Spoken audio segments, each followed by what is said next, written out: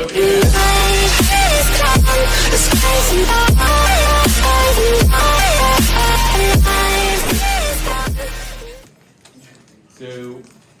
I know it's been a little while since we talked about torque in AP1, but remember, torque is the ability of a force to cause a rotation. And there are three factors that can determine this, and those three factors are the magnitude of that force, the distance between the point of application and the pivot, and the angle at which that force is applied.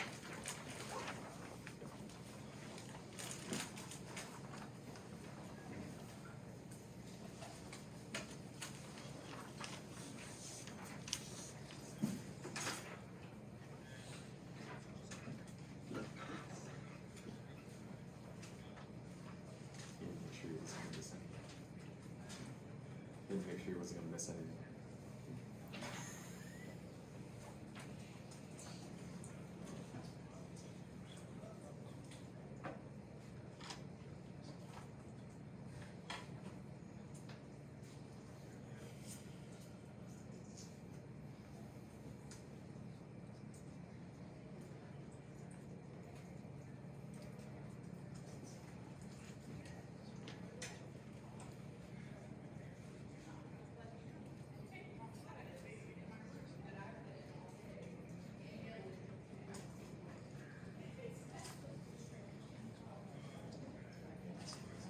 Right to the bottom.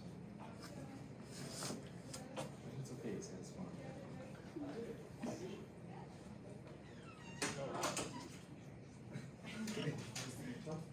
Yeah, that one's out. Yeah. Oh, static. Static? They're so traumatized. Is it torque and static?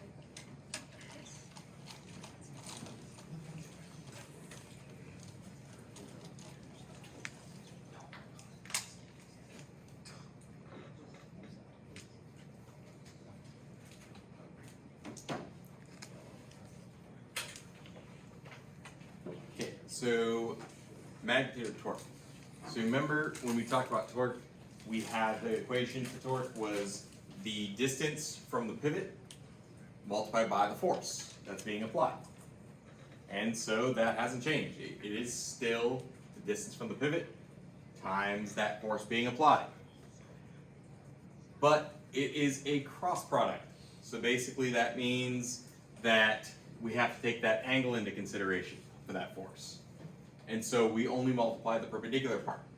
So we really get that distance from the pivot times the force times sine theta. And that will tell us what amount of torque we're applying.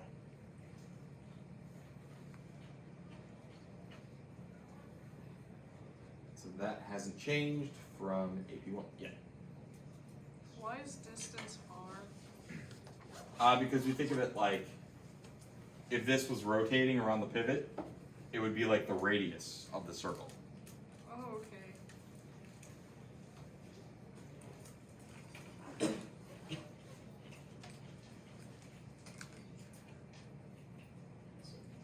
Yeah. What's it mean by the perpendicular? So, the best way to kind of say it is, when I kind of demoed this last year, but I have the door here, right? Here's our pivot. If I push here, It doesn't. it doesn't rotate. So it's like, so in that picture, just do the X component. Yeah, we're only concerned with the component that's actually going to get it to rotate.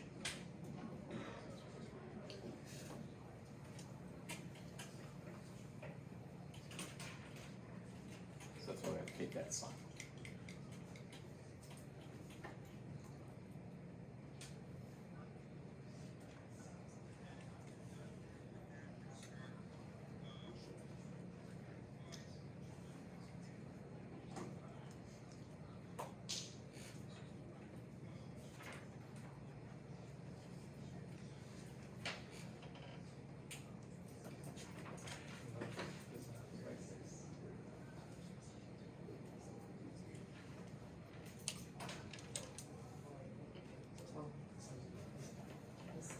So an example would be something like this. We have a force of magnitude 20 newtons, acts on a wrench, 0.1 meters from the axis of rotation, at an angle of 30 degrees. What is the magnitude of the torque applied, or produced? So we're going to take the torque is the distance from the pivot times the force sine theta. So that equation has changed. We have an angle of 30 degrees, we have the force is 20 newtons, and the distance from the pivot is 0.1 meters. So we plug in those three values, and we get 1 Newton meter is our torque.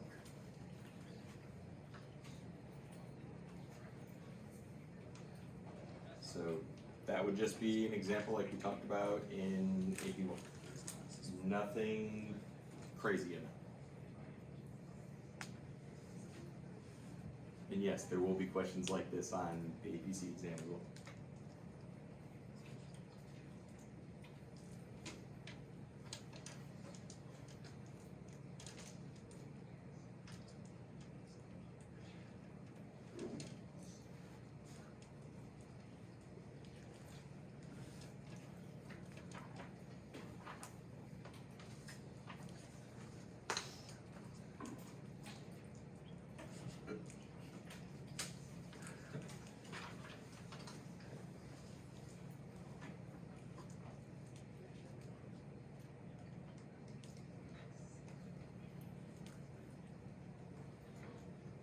So next we want to talk about the direction of torque.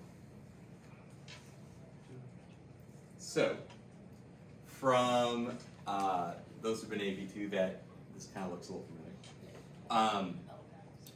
Yeah, but it works for torque as well. So torque is a vector quantity. So that means it's going to have magnitude and direction. Now to figure out what direction the torque is in, we could use something called the right-hand rule. Basically how it would work is we kind of do this with our hands. So you kind of do something like this. You could also go like this, that'll work as well. And so the direction your thumb is pointing in is the direction of the torque. The direction your pointer finger goes in is the direction of the lever arm. And then the direction of the force is the direction of your middle finger. And so torque out of the page is counterclockwise, torque into the page is clockwise. But an easy way to kind of think of that is if we have a screwdriver and we're trying to screw into a piece of board. Okay. Think of it like this. We have a screwdriver and we're going to tighten the screw. So if you ever heard righty-tighty, lefty-loosey, that kind of thing, right? So the force is directed to the right. Okay? And so we want to turn it like this. And what happens when you turn it clockwise? What's the screw going to do? It's going to go in. So my thumb is pointed down. So the direction of the torque is down. And then if you turn it counterclockwise, what's going to happen? It's going to loosen, the screw's going to go up. So now we're going to turn it like this. So the force is directed to the left. So a good way to kind of think of it is if you have a screwdriver and screwing a screw, that kind of thing. Tightening and loosening a screw. So pointer finger is the direction of the lever arm. Force is the middle finger, and then your thumb is the direction of the torque. So if you were to turn something like this, torque would be up. If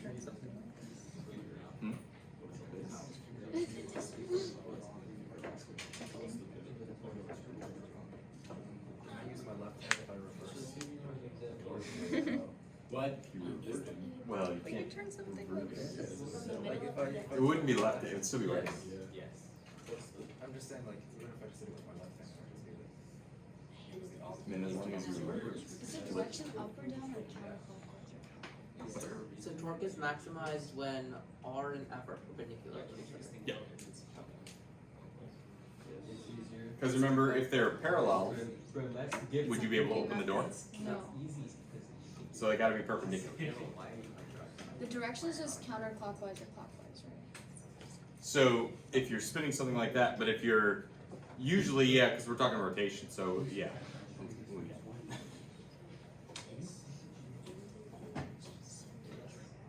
So, let's go over some examples here.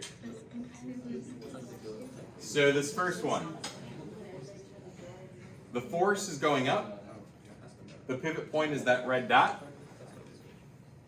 So force is going up. R is pointing to the right. So which way is my thumb? It'll be out of the page. So if it's out of the page, which way is it? Well, torque is going to be out of the page, and which way is this going to turn? Counterclockwise. So we would say the torque is out of the screen. Yeah, the whiteboard is like the page. Is the red dot the pivot point? What we're trying to do is explain what's happening in 3 dimensions on a 2-dimensional plane. And that's pretty hard to do sometimes. But that's why we use the right-hand rule, because that gives us that 3-dimension, that 3rd dimension. It's kind of like, it's like, what's the thing called? Yeah, I get that. Yeah. I'm just trying to get the hand. The hand thing doesn't make sense. The hand thing? Oh, it just means just, okay, so like, here's like, okay, just think of like this, right? That's okay. So it has to be making like a 90 degree to maximize your torque. So if something would be like this, it's like rotating like this, my thumb's pointing that way, so it would be pulling it out. He just moved his hand. Like I rotate. So this is Like I'm spinning a screwdriver. This is like the Z direction, that's why it's out of the page? Yeah, because you have X, Y, and Z, but the paper's only has X, Wait, so Y. you do like towards the direction of your So- point? So, oh, yeah. So why would we do this instead Since of there's just like, being like, kind of like that, just like seeing it, like you see that it's gonna move that way?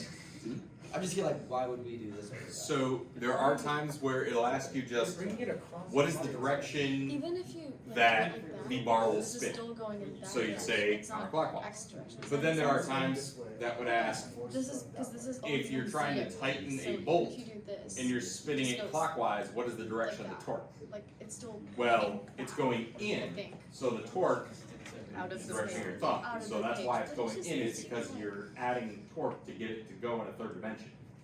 Because you're basically doing something Like if I do the one under in it, like where would an my X thumb and go? Y direction The next one's. to get that object to move in the Z direction.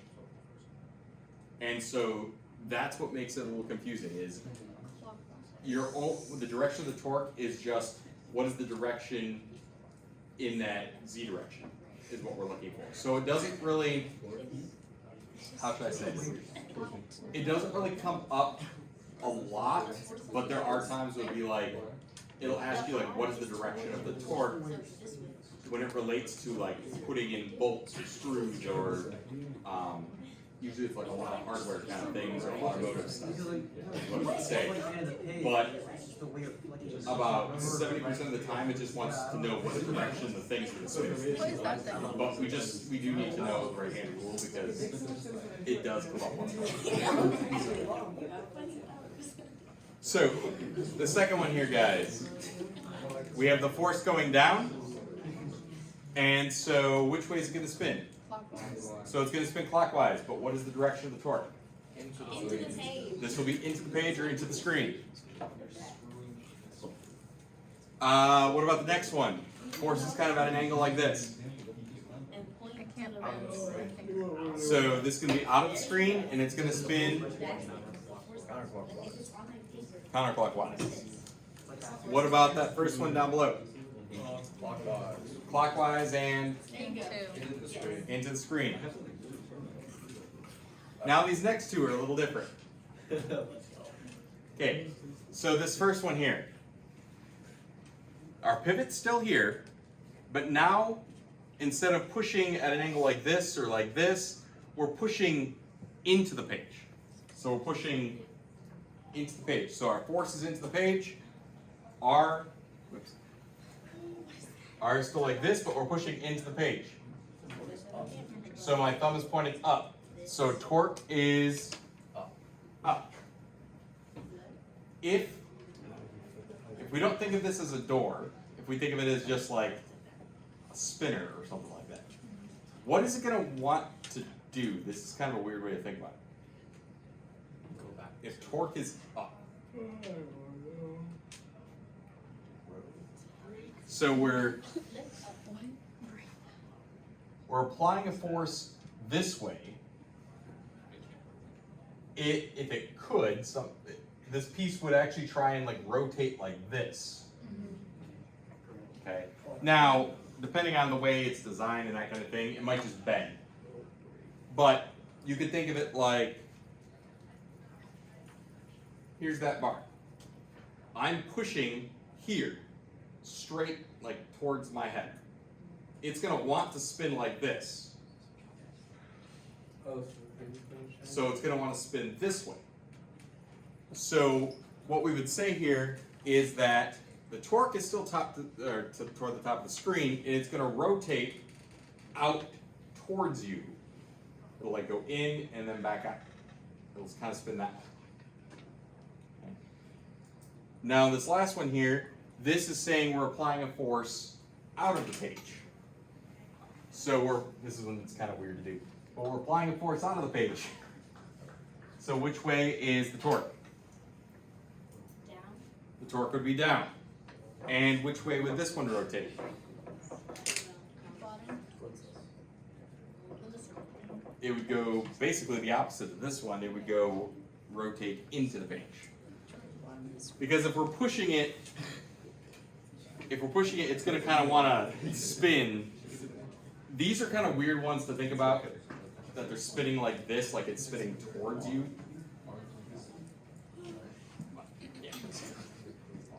Just kind of think of where that force is being applied, and if it could, which way is that object going to move? Yeah. If you push it in, wouldn't it initially like be rotating in?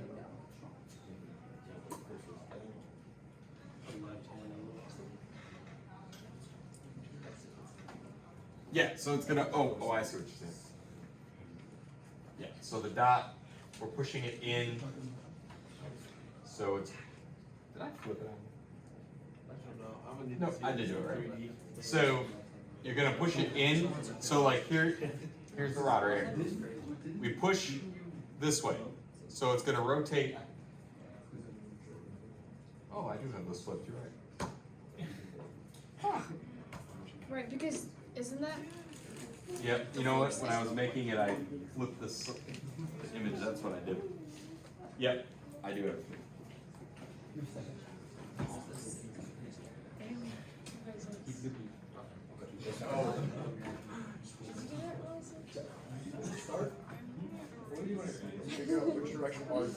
There we go. So yes, it's gonna rotate in first and then come out. Here, it's gonna come out first. What's the problem? What's wrong with it? The force is going in, so it would rotate like that. The only Does that make sense? It's just time flipped. you might need to use it, it would say something like, Keep the answers the same. there is, That's the If you're opposite. pushing you in, are using a screwdriver to tighten a bolt. You are turning it clockwise. What's the direction of the torque? That's super. This one's So think pushing of it like in, you're right? turning like this. The one And your thumb Yeah. is in, and so. pushing in, and that one's But pushing if out. we know that it's being tightened, can't we just know that the torque is gonna be down? You push That's it in, kind of where, it rotates. that's one of the reasons why we could think of like, that's what it says. No, it rotates out. Sorry. that's kind of where the righty tighty What do you lefty loosey rotate came in or from, is because that is the direction of the torque. That's what's actually getting it to go in and out. So, Let's get a reverse it. Explain the middle. Well, but yeah, So if you're pushing it in, so this is like the bar, this is the force, and so the torque is going up. So, the torque is still in the same direction, the problem is the threads are preventing it from going in that direction, so there's a lot more. And then it's rotating Yeah, it'll be in harder. because it's like the force is going. It doesn't make sense. It's weird to think about, but if you had those, Just I wanna try that. I need to actually Can that be allowed? well, I want I was so confused, like, I to swear. do something about it, but yeah. So that's right I now. asked about this last year. Okay. Does that make sense? Right or left? Which makes sense. Okay, like this is a I thought I was like serious misinterpreting the picture. Like guess. I don't know what you're it's talking very about. subjective. This is an important thing to have. Oh, the right or left. Yes. It's So wait, I remember you were asking this last year. yeah. The thing is with rotation, we kind of think of it as like we have our XY coordinates, and remember with XY coordinates, we always like start on the x-axis and we would go counterclockwise. So counterclockwise is the positive direction. That's usually the way we think about it. That ends up being just convention. Now, yes, it doesn't have to be that way. Myself a future encouragement. Good luck on this. I don't know. You know. So yeah, I do get what you're saying. It doesn't have to be that way, but that's usually the way it has been thought about. But you could always flip it, because a lot of times they're just going to ask for magnitude. Right, so why have, like, in case of physics at least, why have, like, the not magnitude, why have, like, negative and positive? Because I get in, like, A lot of times Okay, I get it. we'd only have the negative positive for rotation to tell you if it's going to spin counterclockwise or clockwise. right, but, okay, if I stand by, like, I don't know, a Ferris wheel, and I see it rotating clockwise, but you're on the other side of the Ferris wheel, you'll see it rotate counterclockwise. I'll say it's positive, you'll say it's negative. Doing, Yes. I don't know, in cases like these, I get in cases like, I don't know, a car screeches to stop, this way is a negative coordinate, the other way is a positive, or if it's still driving, it's like that stops. Like that's important, the sign distinctions are important, but in just these cases where it's just, oh, I'm turning a wheel counterclockwise, so it's negative, like, I don't get that. Like, why, what's the point of the negative? Oh, it tells me it's counterclockwise? So It's then kind you of just saying tell me that. it's basically like it's counterclockwise in your perspective. Kind of like you were saying, like with the Ferris wheel. So for one person it would be positive, the other person would be negative. Right. At least they're both saying it's rotating. They're both saying it's rotating like at the same speed. But the direction relative to them is different because of their position. But why does it matter, like, That's kind of where I don't know. we start getting into Einstein's theory of relativity if we start going, which kind of goes into when we get into magnetic fields. It kind of goes with that as well because it's subject to the location. So like, think of it as like to the observer, what is happening to that specific person. That's the thing that's always important. So, I don't know, I just think, That's why they ask for magnitude most of the time because it's one of those like there could be multiple ways to think about it, but the magnitude is always going to be the same. So that's why they try and think of it like that. There are times where it's like you're looking at this bar specifically. You can't look at it from the other side. So it has to be going counterclockwise because it's counterclockwise to you, it's counterclockwise to everybody. saying something that's going right or left in terms of counterclockwise. Oh, I know why I'm Bit doing of a it. tangent. Because we saw Mr. Jones. I never understood Tiny Tiny Lefty Lucy until recently, because I always thought like, well, at some point it's gonna go to the left. At some point, what? You know, okay, if I turn this pencil from your view clockwise like this, you're going to the right until you go down here, in which you're gonna go to the left. You're still going to the right. Says who? Well, that's why we use clockwise Right. counterclockwise. It's like you don't move left from here. It's like the So, like why do you You're there. Got it. Right, yeah, I didn't get that until, I don't know, I didn't get that, but, Moving on. Let's go. that's what I'm saying, I don't, Right hand roll, left hand roll. What are we doing? Let's go. I get what you're saying, I need to react to it. but it ends up going kind of with the observer, like the relative position of the observer. okay, So, so it's fake. So so, but all in all, well, it's like both you and Eliza see that this is going to spin counterclockwise. But you can't see it from any other angle right now. No. But if you could, yes, you could say the direction would be different based on your location. But right now, your location, you see it going counterclockwise. So that's how it wants to kind of answer this. You need to acknowledge that, yes, if you're on the other side of it, it's going to go clockwise. But that starts getting into a little crazy stuff. Well, okay, I don't know.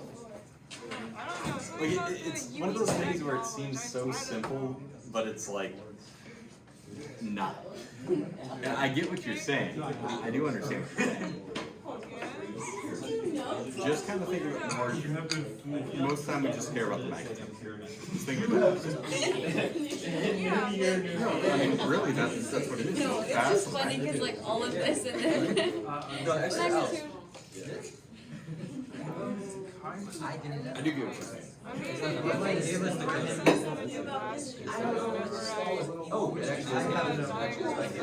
Let's do it. Yeah. Well, see, that's what I couldn't talk about right Wait, now. Can you look up Now it makes sense. United States trophies?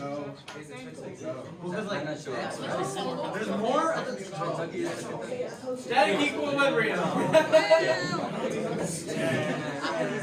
Do you like Bring it in. I know this.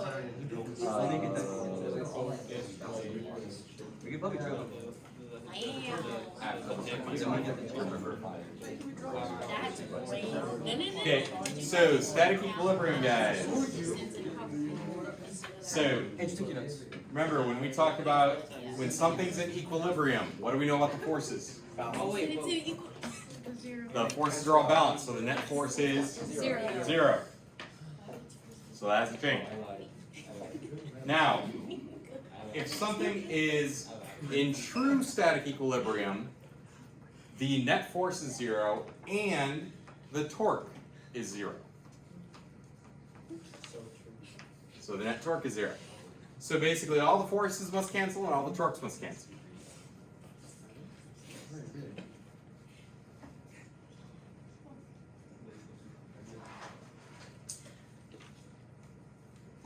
And remember, if we have something like this little teeter-totter here, we have gravity actually acting on this as well to get it to rotate. So we have to account for gravity as well.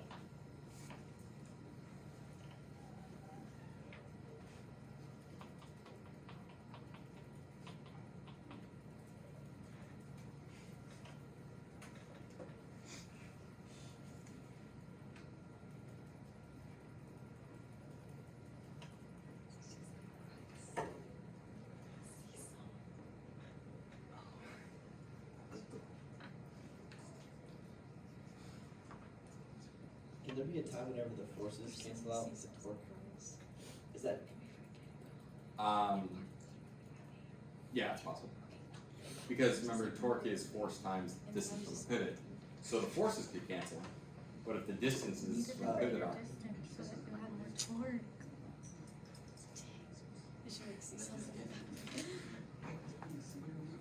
It feels like there should be an extension option.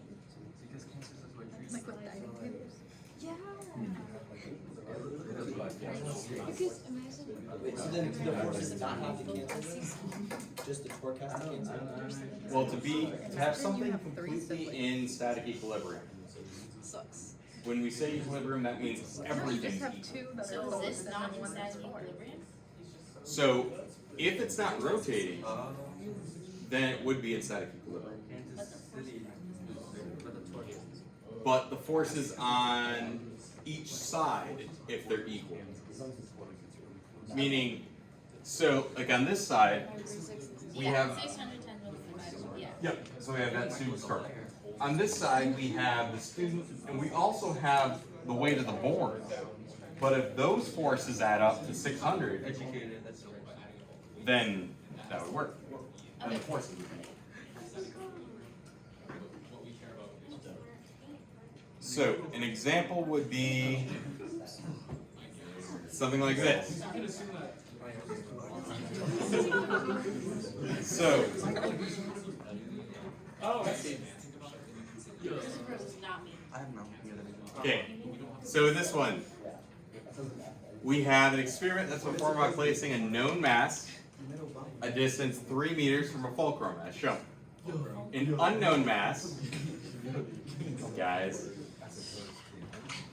an unknown mass is used to balance the system, with its distance from the fulcrum not completely measurable. So we don't know how far it is from the pivot. We also don't know how much the mass is. But we know that every time the known mass is changed, the unknown mass will be moved until equilibrium is reached. And we got some data down here. We want to know what that value of the unknown mass is. So really what we're saying is we know when this mass is 75 kilograms and we put this unknown mass a distance x away, it's balanced, it's in equilibrium. If we change this mass to 85 and we move this mass 1 more meter, x plus 1 meter, it's in equilibrium again. We want to know what that mass is, what that unknown mass is.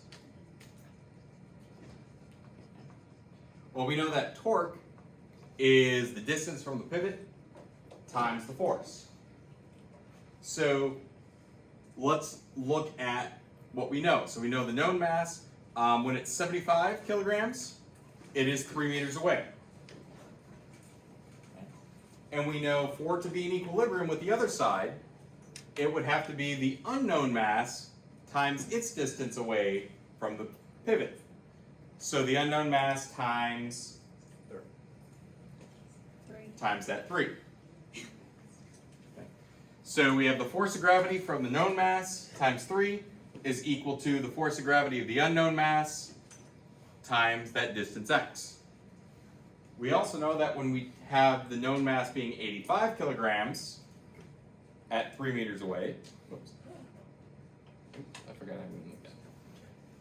When it's, let me say it like this. We have acceleration of gravity on both sides, so that kind of goes away, we don't have to worry about it. So we get 75 times 3, so we get 225 is equal to the mass of the unknown times that distance. Well, we still can't solve that because we have 2 variables. So now let's look at our second data point. So 85 times the acceleration of gravity times that distance from the pivot, 3, is equal to the mass of the unknown times the acceleration of gravity times its distance from the pivot, which we know to be in equilibrium is now x plus 1. Well, once again, we have the acceleration of gravity on both sides, so that'll cancel out. And so now we can start doing a little bit of simplification here. So we'd have 85 times 3 on the left side. And what do we got to do on the right side? Distribute. Distribute. So we would get the mass of the unknown times x plus the mass of the unknown times 1. You can substitute. So here we get 255 is equal to the mass of the unknown times x plus mass of the unknown, and Substitution. you can do substitution. We know what the mass of the unknown times x is, 225, so we can plug that in here. So we can plug in that 225, and all we're left with is the mass of the unknown, which is what we're looking for. And so when we solve that, we get 30 kilograms. I would say this would be one of the hardest problems that you guys would have on the AP exam for rotation, would be something like this. Basically, it's taking the idea from AP1 that torque is the distance from the pivot times your force. And it's now saying, well, you got to do this a couple different times. You got to do it twice now. And being able to see the substitution. That's kind of where that C component comes in.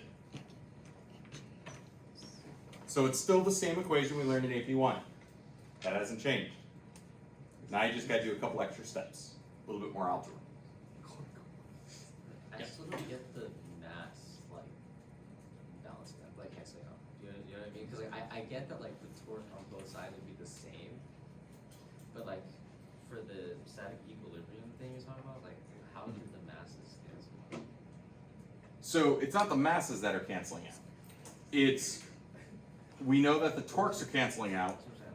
So the force of gravity for this mass times this distance is equal to the force of gravity of this mass times this distance. And we know what the distances have to be when we change those masses. So basically what we're doing is we're writing a system of equations and doing substitution to cancel out extra stuff so that we don't.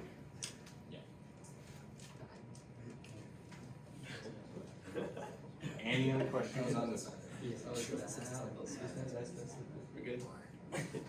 Trunk monkeys. Okay, here's another example. So we have a hinge attached to a wall that connects to a 3-meter long pole with a mass of 31 kilograms. Well, the other end is held up by a rope as shown. If the rope makes a 37-degree angle with the pole, what is the tension in the rope? So we know that the torque from, well, we know our hinge is here. So our lever arm is 3 meters. And we know that the torque that gravity is trying to pull this side down with has to be equal to the torque this rope is pulling up with. That's the only way to keep it in equilibrium. But that force from the rope is at an angle. So we gotta break that into the component. We gotta use the sine of 37 here. So we know that the torque from gravity is equal to the torque from tension. That way it doesn't move. With me so far? So the torque done by gravity is going to be the force of gravity times the distance from the pivot.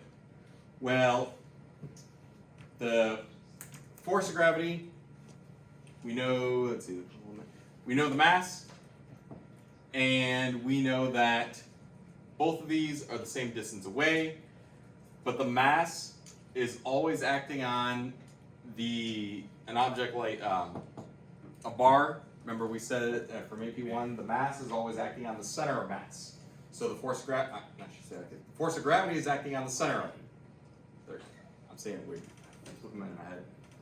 So the force is getting pulled down right in the middle. So the force is acting right here, but the force here is at an angle like this. And those forces are getting it not to move.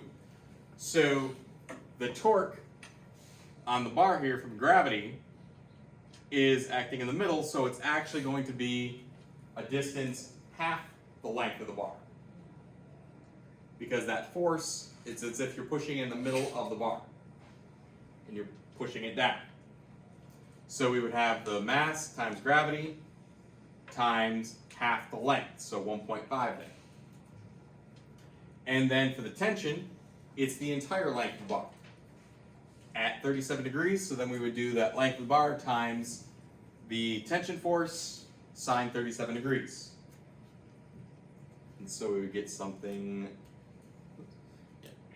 like this. There we go, I'm flipping the buttons. So for force of gravity, we know the mass of the bar is 31 times the acceleration of gravity of 10 times the distance that force is acting from the hinge. So that is halfway across, so at 1.5, which I put 3/2 then. On the tension side, we have that length of the bar is 3 times the tension times sine of 37, because we need to find that component. But we don't know what that tension is. So now we're going to solve the left side, divide both sides by 3, and then divide sine of 37 by both sides. So we get the left side being 465. Then we got to get rid of that 3 and the sine of 37, solve for tension. And we're left with 257.55 newtons of force, of tension force. There.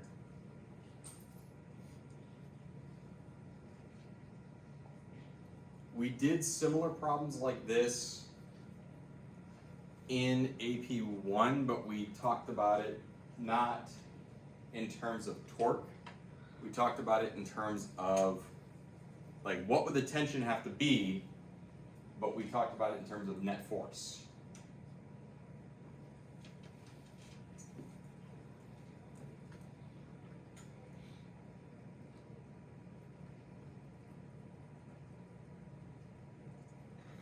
One more example.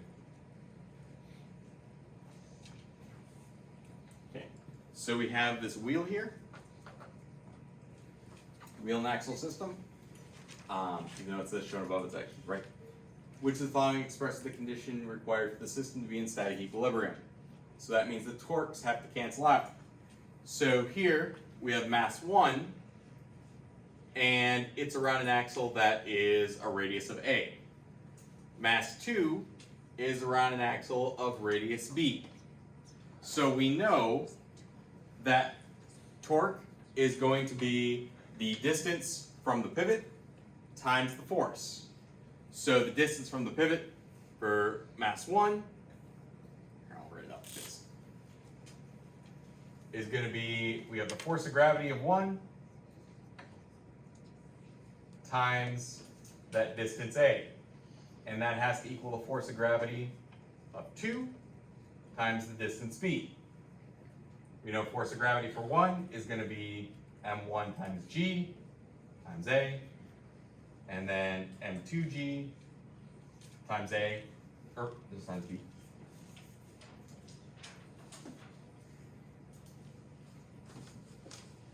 And what can we do once we get to that?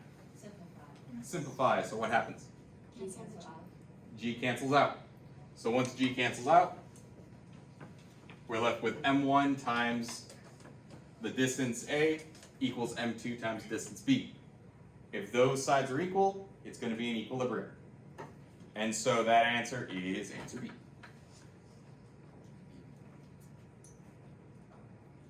Any questions there?